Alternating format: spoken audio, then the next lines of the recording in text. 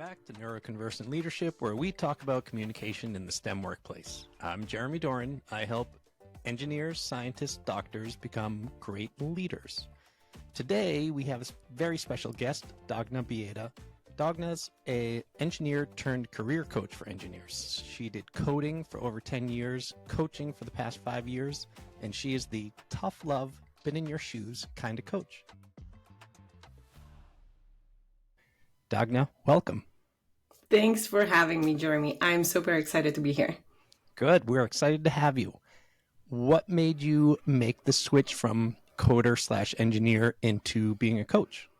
Long story short, I would say that programming was not fun anymore. I started this career because I love to create. And when you're coding, when you create a program, you literally create something out of nothing. You have a blank file, and then you get to create a whole program that can do a host of things, right? And at a certain point in my career, I realized that I was kind of doing the same thing, not really learning anymore.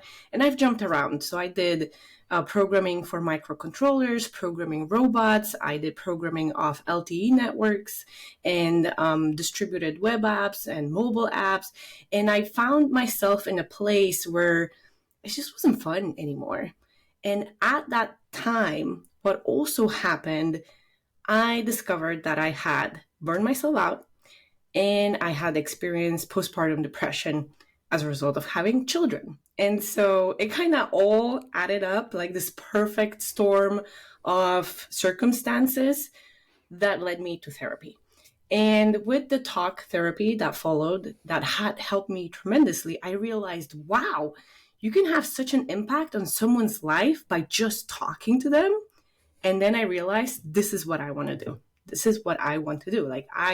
It sparked a fire, and I just followed my curiosity and made the transition and never looked back. That's a great story. And it really is true. You say talking, but I know what you mean is talking and listening. Yes. Having someone who can really communicate with you and understand you just can go such a long way, especially like you said, you've been there and done that, been in their shoes. The best people to learn from are the ones who've just recently been where you are. So that's great that you're doing that. Who are the type of people that you are coaching now? Are they mostly programmers, engineers, combination of both? So it's typically engineers, all kinds of engineers. A lot of them are software engineers, but currently I'm also working with QA engineers, data engineers, AI ML engineers. So anyone in tech really who knows how to code, how to program, right? Because it's like a specific, I guess, type of mindset that comes with programming that I help my clients reprogram. So I like to say I moved from programming computers to reprogramming human minds, because that's what I do with my clients right now.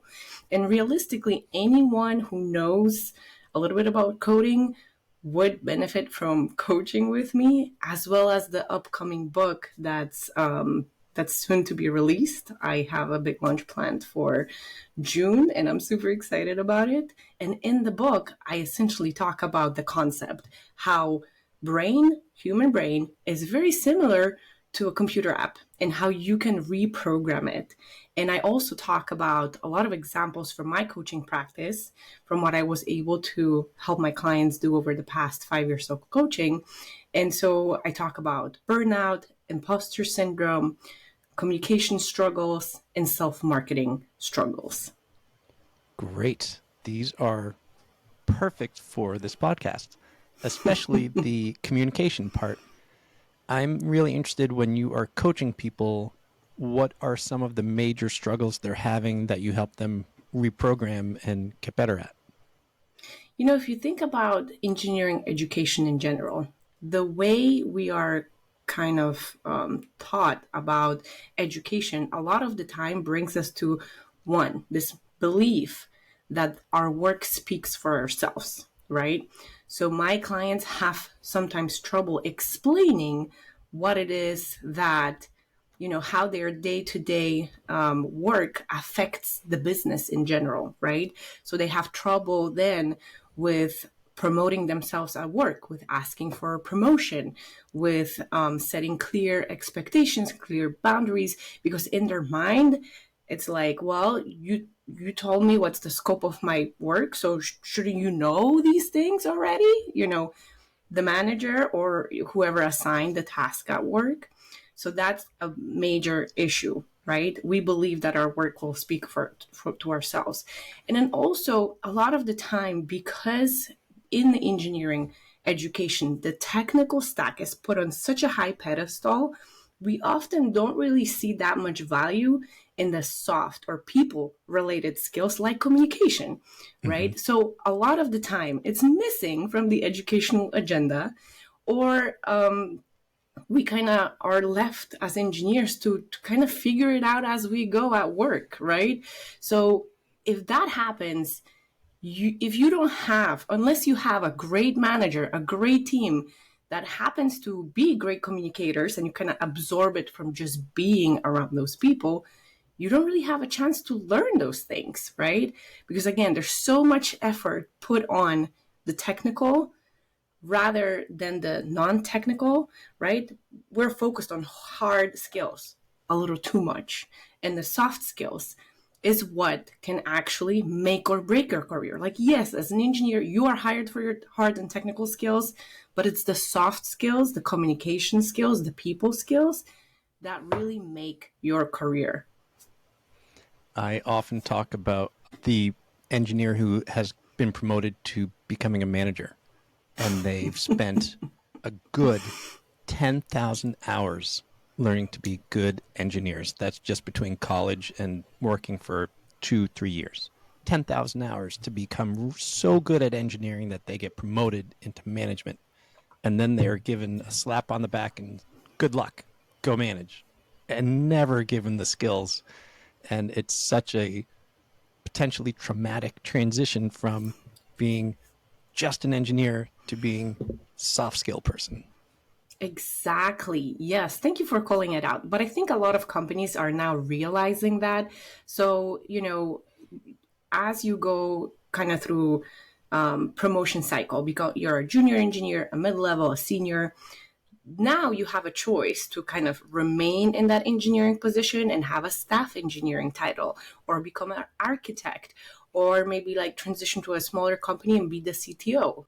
So there are options, right? You don't have to go into management, but the reality is you still need those soft communication skills in those engineering roles that are at a higher level.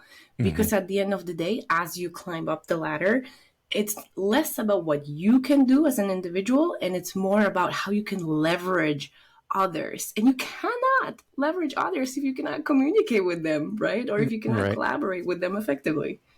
And as you move up, you need to start dealing with people in other departments who are Exactly. not going to communicate the way most engineers like to. Exactly.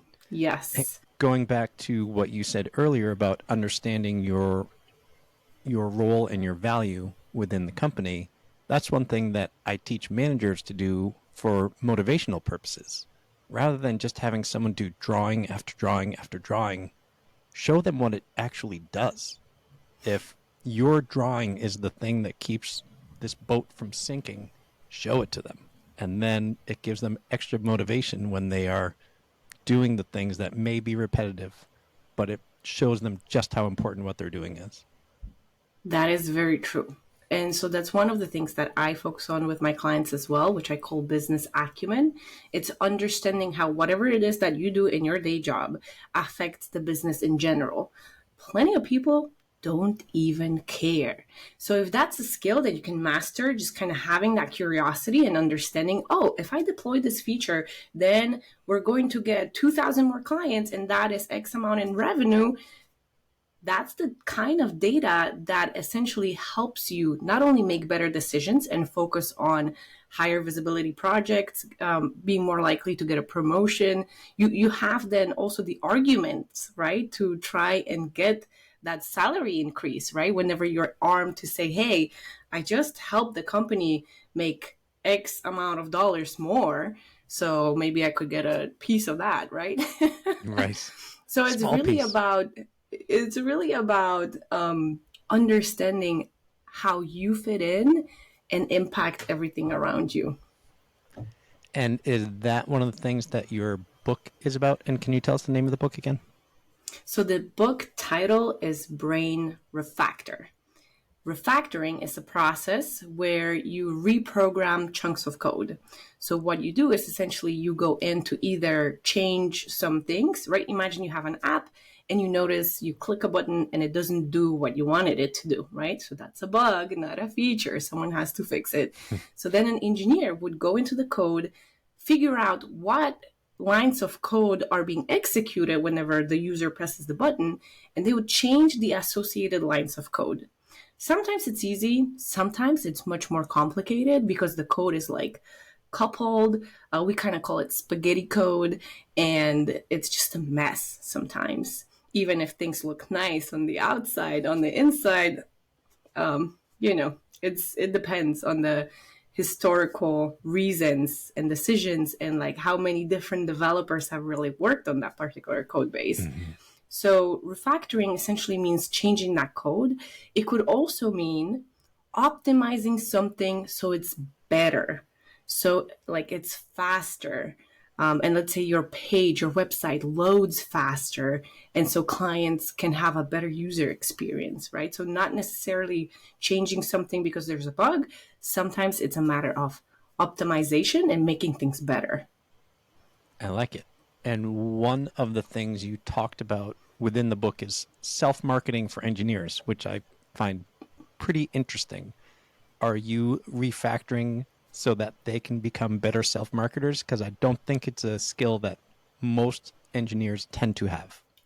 Absolutely. And I'm glad you're asking about this right now because a lot of engineers too believe that their work speaks for themselves and that they have to be humble, right? So if they brag too much, it's just not appropriate. Like people just should see them for the value that they bring to the table. But a lot of the time, what we do as engineers is kind of hidden under the hood. And so it's not really clear for other people to see what it is that we do exactly in our day-to-day and how our contributions look like. So a lot of the time when it comes to self-marketing, I help my clients kind of untangle that spaghetti code that says my work speaks for itself. No, it doesn't, right? And that's the first step towards realizing that it's on you, the engineer, to educate other people about what it is that you do. So that's the second refactor there, right? Equating marketing to educating people about what you can do for them all of a sudden feels like, oh, I can talk about it in integrity with myself, right? Because a lot of people think marketing means lying, means deceiving, or like selling people things they don't even really need. Mm-hmm. In this case, this is not what we're talking about. We're talking about marketing yourself in integrity with what you believe to be true about yourself. But a lot of engineers are very much aware about their skills. They just don't know how to talk about it because, again, the soft skills were never taught to them. They didn't get a chance to practice. Another thing when you think about engineering career in general is that a big factor of how we work is solving complex problems. And that requires some solo focus time without distractions, right? Mm-hmm. And so the more you do it, the less likely you are, again, to practice collaboration, communication. It's kind of like the aspect of the job itself doesn't help with the soft skills. So, to anyone listening, if you're noticing like, oh, maybe I should do something about my soft skills, one thing that I highly recommend is to just open yourself up to that possibility to practice more, even if it's something like having a water cooler conversation with a coworker, right? Just to practice communication because skills are being built by practice. Like you said, the 10,000 hours for the hard and technical skills. Well, you need the equivalent for the soft skills as well to really learn and master them. I remember early on in my career when I realized that a fair portion of my job was internal and letting people within the company know what value I had. And it felt shocking and kind of horrible. I'm like, this shouldn't be what my job is. My job shouldn't be to sell myself. It should be to be productive.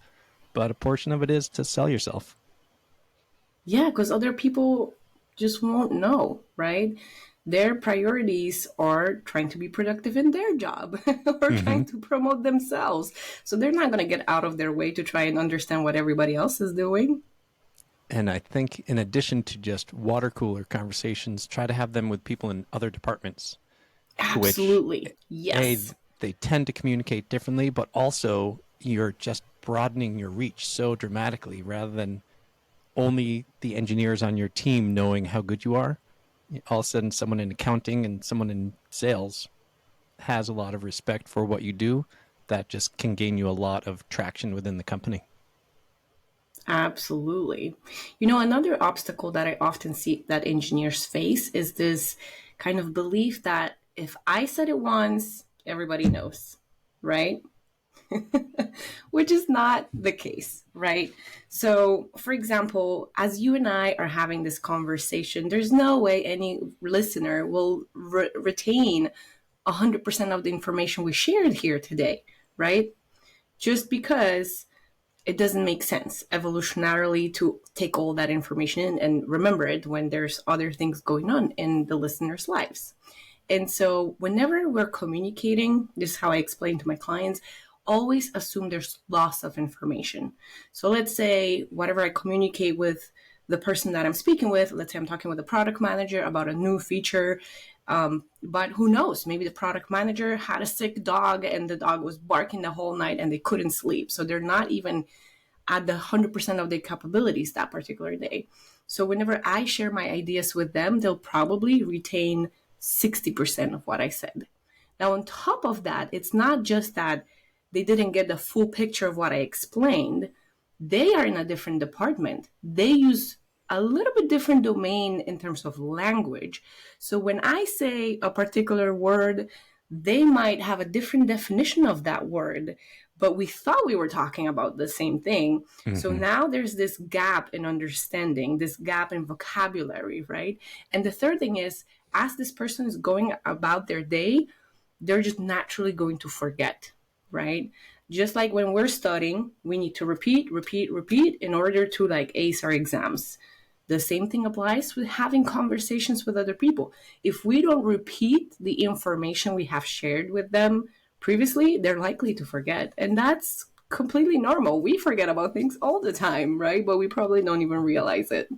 I know I forget about things a lot, but that is helpful for me because I'm doing a weekly podcast and I know that I repeat some stories and some things over and over again. So thank you for letting me do that. So I happen to be a big fan of the Talking Heads, and there's one line in one of their songs, "Say something once, why say it again?" And when I heard that when I was younger, I'm like, yes, that is right. You shouldn't have to say things over and over again. Yeah, even Mm-hmm. in personal relationships. So anyone out there who's in a relationship, you can't tell someone, that you like or love them one time and not say it again because it's already known. You have to say it multiple times. Any compliment that you've Exactly. given once, give it again and again. Love it. I'm going to play this part to my husband. I'm growing my listenership right now. Another thing, reading through your bio, you talk about neurofeedback training. Can you tell us all what that is? Yes. So I love to kind of go with that analogy of like brain being like an app, right? That you can reprogram it. That's the content of the book. But like, let's take it to a little bit more familiar territory. A phone, right? Everybody has a phone. So every now and then we get to update the software of the phone, right? What do? We just essentially install everything new. In the brain realm, what it would be is essentially changing your thoughts, changing your beliefs. That's the software part, right? Now, every now and then, you would go to the store and you would leave your old phone and buy a new one, right? And that's when you update the hardware. Neurofeedback training allows you to update the hardware of your brain. And it's really surreal if you've ever gone through a training, because after the training, after you've optimized the hardware of your brain, you start processing life differently. right? So there's millions of data information that comes to our brain every second, and it's being processed through all our senses, and it comes in from everywhere. So our conscious brain is only capable of processing 50 bits of data per second, more or less.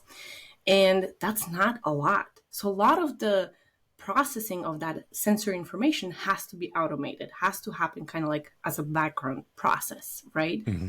What neurofeedback does is it helps to optimize how we process the external world around us, right? So, an example of this is when I went to get my brain mapping, it turned out that my brain was being overstimulated. I was processing way more information that was necessary, and it was stressing me out unnecessarily, which then caused the kind of behaviors that I wish weren't there in the first place, like being easily triggered with my children, right? And it's not because of my personality. It's not because of what I believe about the world. It's just that how my brain was processing the information. I was just getting much more easily triggered than I wanted to be as a parent, right? So that's one of the things that made a significant improvement. But also, whenever we process information, a lot of them go through our prefrontal cortex, right? Where we have the decision making center, where we're aware what we're doing and we can make a decision like, do I want to do this or do I want to do that, right? We get to have a choice. A lot of that information, because again, it's just the 50 bits of information that can come through, it just doesn't fit in there. And a lot of the time, it triggers the amygdala. Amygdala is responsible for fight or flight or freeze responses.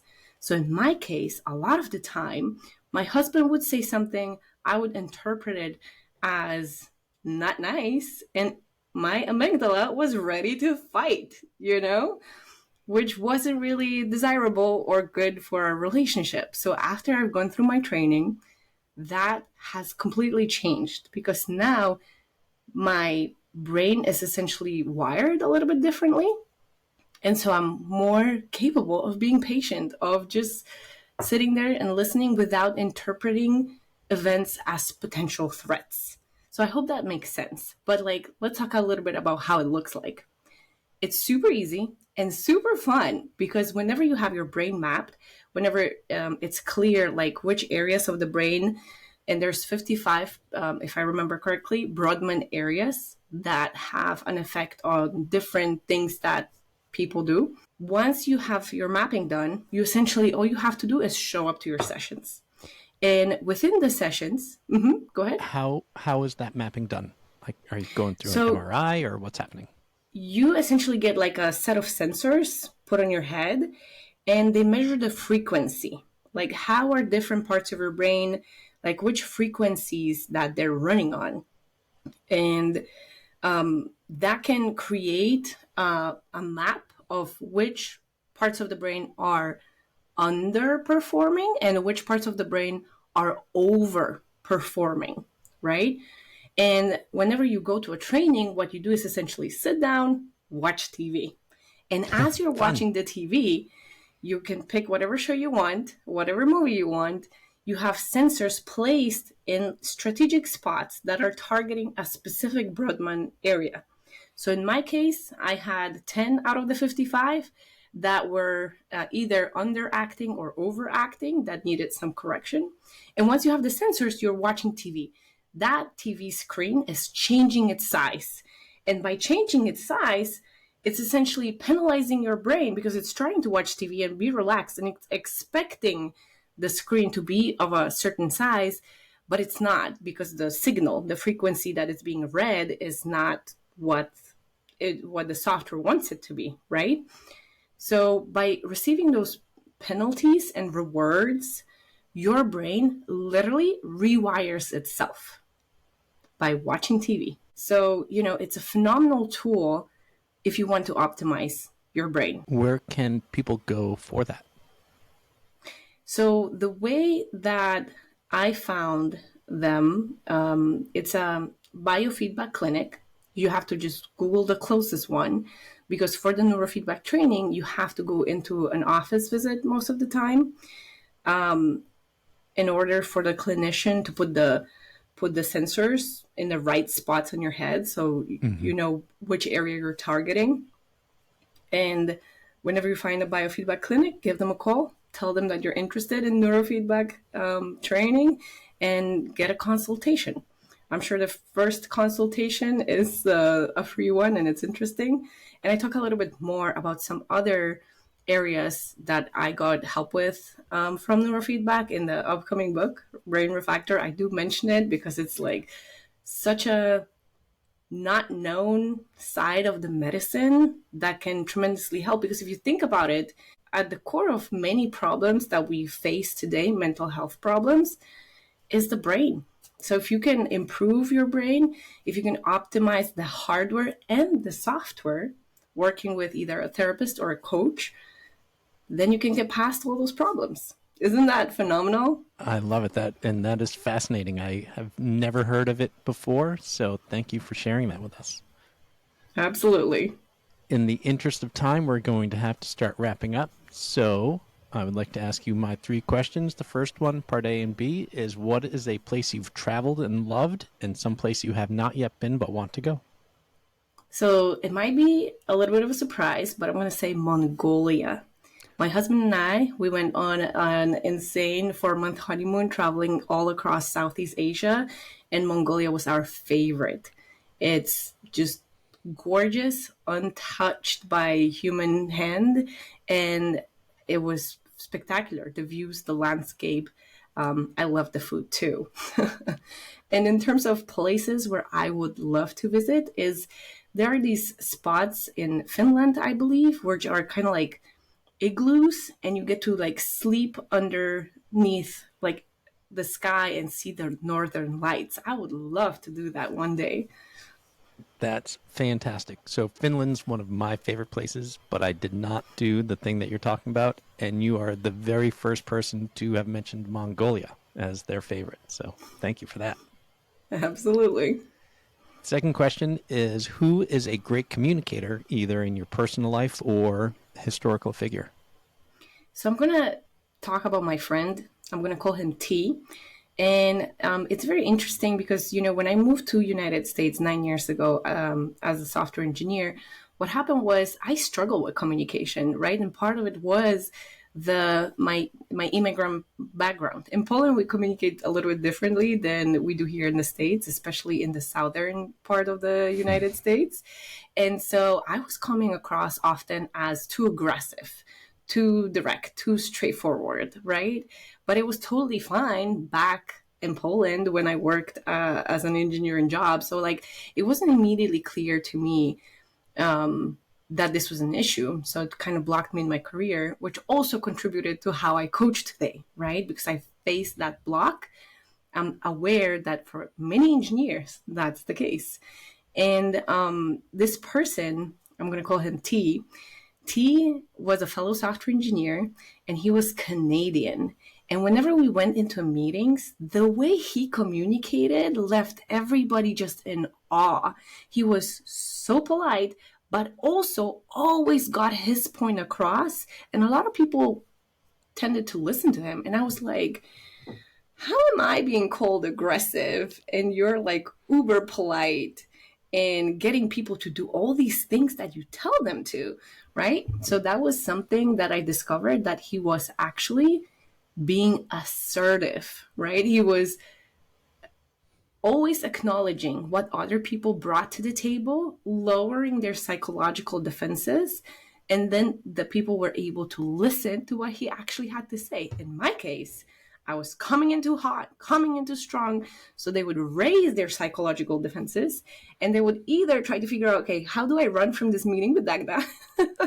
Or, you know, they would be frozen and not able to really process what is that I was saying, or they would try to find me back, and we would get into arguments and heated conversations.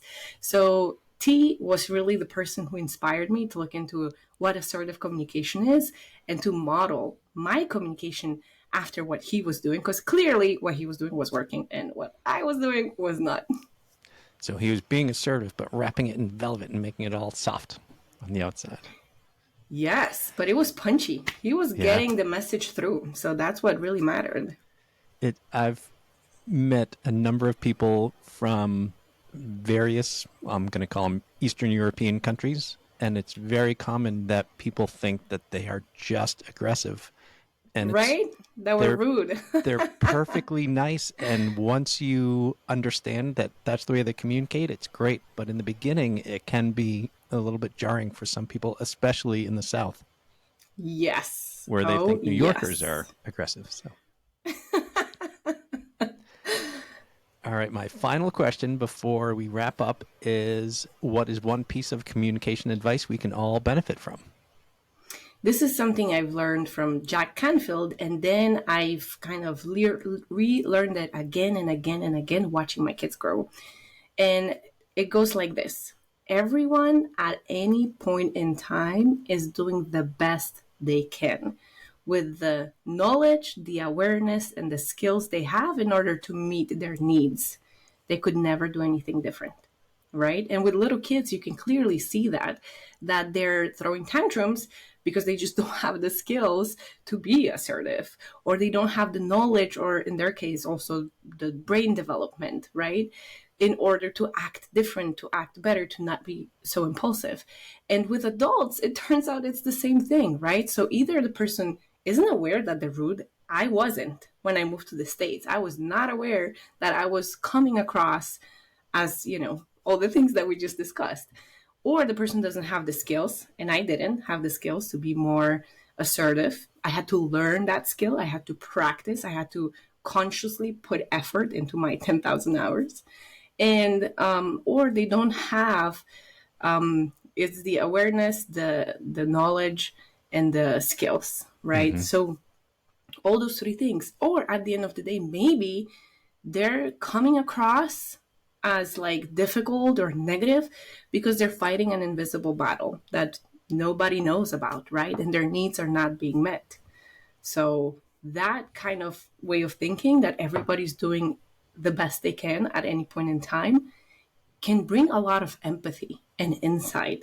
So next time you're in a challenging conversation and you can bring it back into your memory, that will help you become unrattled in the most challenging and difficult of conversations. Because a lot of the time when people are being difficult or challenging or whatnot, it's because what's happening in their life. It's really nothing about you.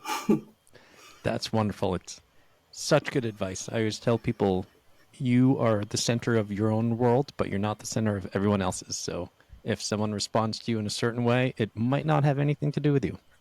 Exactly.